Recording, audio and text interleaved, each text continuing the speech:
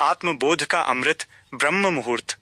हिमालय की तलहटी में बसा एक छोटा सा गांव शांतिपुर अपनी प्राकृतिक सुंदरता के लिए प्रसिद्ध था। इसी गांव के छोर पर महर्षि वशिष्ठ का एक प्राचीन आश्रम था।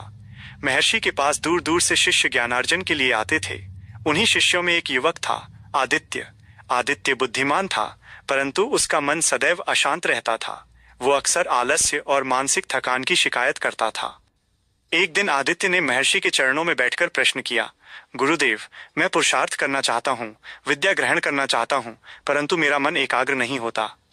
दिन भर की भागदौड़ में मेरी ऊर्जा समाप्त हो जाती है। क्या कोई ऐसा मार्ग है जिससे मैं स्वयं को पुनः ऊर्जावान बना सकूं? महर्षि मंद मंद मुस्कुराए और बोले, पुत्र, समस्या तुम्हारी सामर्थ्य में नहीं, बल्कि तुम्हारे समय के चुनाव में है। कल से तुम सूर्योदय से ठीक 1.5 घंटे पूर्व यानी ब्रह्म मुहूर्त में मेरे पास आओ। तुम्हारी जिज्ञासा का समाधान वहीं छिपा है। अगले दिन जब चारों ओर गहरा अंधेरा था और पूरी सृष्टि निद्रा में लीन थी, आदित्य भारी मन से उठा और आश्रम पहुंचा।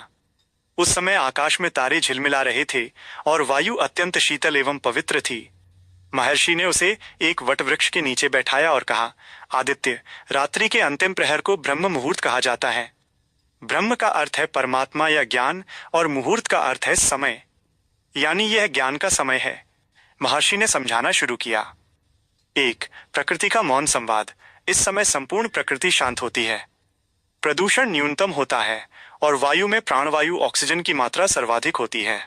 ये शुद्ध वायु मस्तिष्क की कोशिकाओं को पुनर्जीवित करती है। 2. सत्व गुण की प्रधानता। आयुर्वेद और सांख्य दर्शन के अनुसार समय के 3 गुण होते हैं, सत्व, रजस और तमस।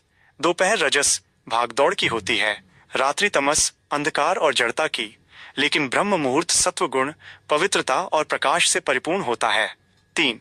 ब्रह्मांडीय ऊर्जा। इस समय ब्रह्मांड से सकारात्मक तरंगे पृथ्वी की ओर प्रवाहित होती हैं। जो व्यक्ति इस समय जागृत रहता है, वो इन तरंगों को आत्मसात कर लेता है। आदित्य ने गुरु की आज्ञा मानकर निरंतर 21 दिनों तक ब्रह्म मुहूर्त में उठने का संकल्प लिया। शुरुआती 3 दिन अत्यंत कठिन थे। शरीर भारी लगता था और मन बार बार निद्रा के आगोश में जाने को व्याकुल होता था, परंतु चौथे दिन से चमत्कार होने लगा। आदित्य ने अनुभव किया कि सुबह 4:30 बजे उठने पर उसके पास दिन के अन्य कार्यों के लिए अतिरिक्त समय बच रहा था। जिस शांति में वो ध्यान लगाता, उससे उसका मानसिक तनाव धीरे धीरे लुप्त होने लगा। उसने देखा कि एकाग्रता, जो पाठ उसे दिन में 3 घंटे में समझ नहीं आते थे, वे ब्रह्म मुहूर्त के शांत वातावरण में मात्र 30 मिनट में कंठस्थ हो रहे थे। रचनात्मकता, उसके मन में नए और सकारात्मक विचार स्वतः स्फूर्त होने लगे। स्वास्थ्य, उसकी पाचन शक्ति सुधर गई और मुख पर एक नई आभा तेज दिखाई देने लगी।